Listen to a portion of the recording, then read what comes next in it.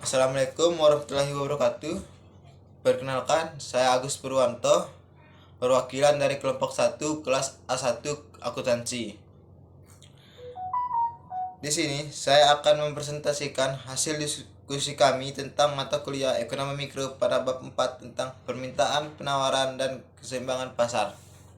Baik. Permintaan. Apa arti permintaan? Permintaan adalah suatu proses dalam meminta suatu atau sejumlah barang yang dibeli atau diminta pada suatu harga dan waktu tertentu. Selanjutnya,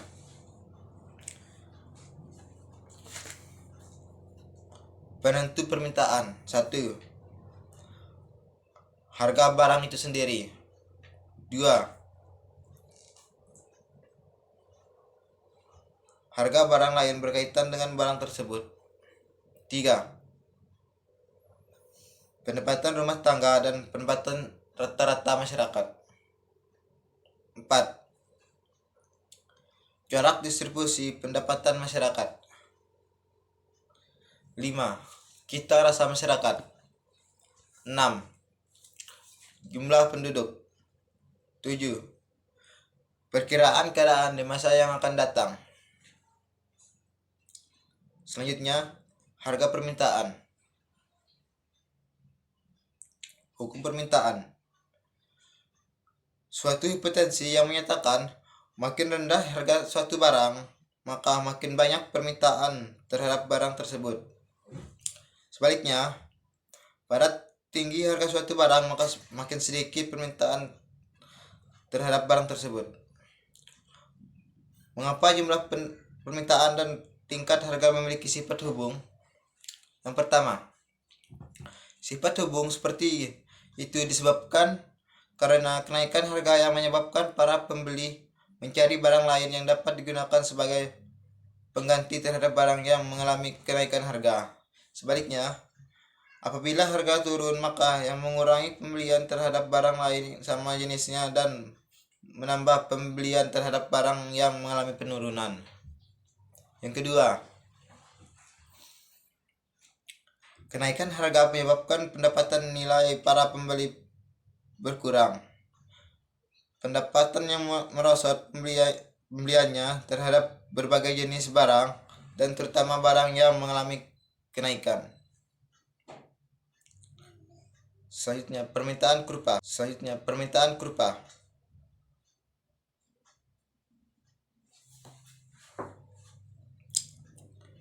Kurva permintaan. Berbagai jenis barang pada umumnya menurut dari kiri atas ke kanan bawah. Disebabkan oleh sifat hubung antara harga dan jumlah yang diminati, orang mempunyai sifat hubung terbalik. Kalau salah satu variabelnya naik, contohnya misalnya harga, maka variabel yang lainnya akan turun, misalnya jumlah yang diminta. Contoh pergeseran kurva. Pergeseran kurva permintaan terdapat disebabkan oleh faktor gratis primus atau barang itu sendiri. Disesuaikan dengan pendapatan pembeli dan perubahan harga barang pendukung. Apabila pendapatan meningkat, maka kurva bergeser sejajar ke kanan, dan bila turun, kurva permintaan sejajar ke kiri. Selanjutnya, efek faktor bukan harga terhadap permintaan. 1. Faktor yang mempengaruhi permintaan. Ada 4. 1. Distribusi pendapatan. 2. Cita rasa masyarakat. 3. Jumlah penduduk. 4. Ekspektasi tentang masa depan. Yang kedua, jenis hubung barang dengan barang lainnya. Ada 3 bagian. Ada 3. A. Barang pengganti.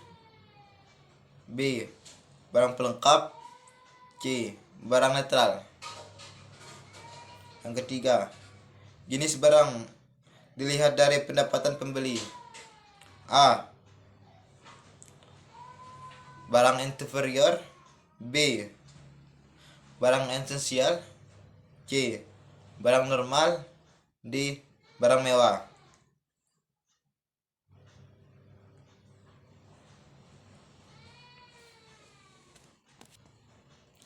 Baik, kita beralih ke bagian yang kedua, penawaran. Apa sih arti penawaran itu? Penawaran dalam ilmu ekonomi adalah kebanyakan barang atau jasa yang tersedia dan dapat ditawarkan oleh produsen kepada konsumen pada setiap tingkat harga tertentu. Selanjutnya, penentuan penawaran dibagi menjadi 5. 1. Harga barang sendiri. 2. Harga barang lain. 3. Biaya produksi. 4. Tujuan-tujuan operasi perusahaan. 5. Tingkat teknologi yang digunakan. Selanjutnya, hukum penawaran. Hukum penawaran pada dasarnya mengatakan bahwa makin tinggi harga suatu barang, semakin banyak jumlah barang tersebut akan ditawarkan para penjual. Sebaliknya, makin rendah harga suatu barang, semakin sedikit jumlah barang yang ditawarkan. Selanjutnya, kurva penawaran. Kurva penawaran. Pada umumnya, kurva penawaran menaik dari kiri bawah ke kanan atas. Bentuk kurva penawaran bersifat seperti itu karena terdapat hubungan yang positif di antara harga dan jumlah yang ditawarkan, yaitu makin tinggi harga maka makin banyak jumlah yang ditawarkan. Contoh pergeseran kurva.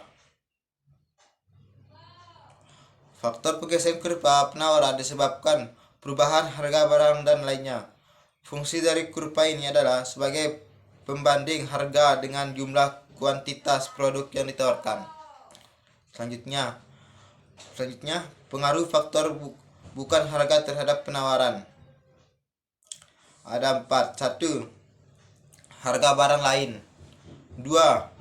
Biaya untuk memperoleh faktor produksi. 3. Tujuan perusahaan. 4. Tingkat teknologi. Selanjutnya kita kembali ke bagian ketiga lagi, keseimbangan pasar. Keseimbangan pasar adalah Perkenalkan, nama saya Rizka Wulandari. Di sini saya akan melanjutkan presentasi dari Agus tentang keseimbangan pasar. Keseimbangan pasar dikatakan seimbang apabila jumlah yang ditawarkan para penjual pada suatu harga tertentu sama dengan jumlah yang diminta pembeli pada harga tersebut. Dengan demikian, harga suatu barang dan jumlah barang yang diperjualbelikan dapat ditentukan dengan melihat keadaan keseimbangan dalam suatu pasar. Cara untuk menunjukkan keseimbangan: 1. Menggunakan angka. 2. Menggunakan kurva permintaan dan kurva penawaran. 3. Menentukan dengan matematik. Selanjutnya, kurva keseimbangan permintaan dan penawaran. Pada kondisi keseimbangan pasar, kuantitas permintaan akan sama dengan kuantitas penawaran atau terbentuk kuantitas keseimbangan. Harga yang diminta pun akan sama dengan harga yang ditawarkan, sehingga terbentuk harga keseimbangan. Secara grafik, harga keseimbangan ini terjadi pada titik potong antara kurva permintaan dengan kurva penawaran. Persamaan permintaan dan penawaran. Rumus permintaan: QD sama dengan C kurangi DP. Rumus penawaran: QS sama dengan min M ditambah NP. Syarat keseimbangan: QD sama dengan QS. C dikurangi DP sama dengan min M ditambah NP. Selanjutnya tentang kasus perubahan keseimbangan. 1. Permintaan bertambah jika kurva permintaan bergeser ke kanan. 2. Permintaan berkurang jika kurva permintaan bergeser ke kiri. 3. Penawaran bertambah jika kurva penawaran bergeser ke kanan. 4. Penawaran berkurang jika kurva penawaran bergeser ke kiri. Sekian presentasi dari kami. Terima kasih atas perhatiannya. Wassalamualaikum warahmatullahi wabarakatuh.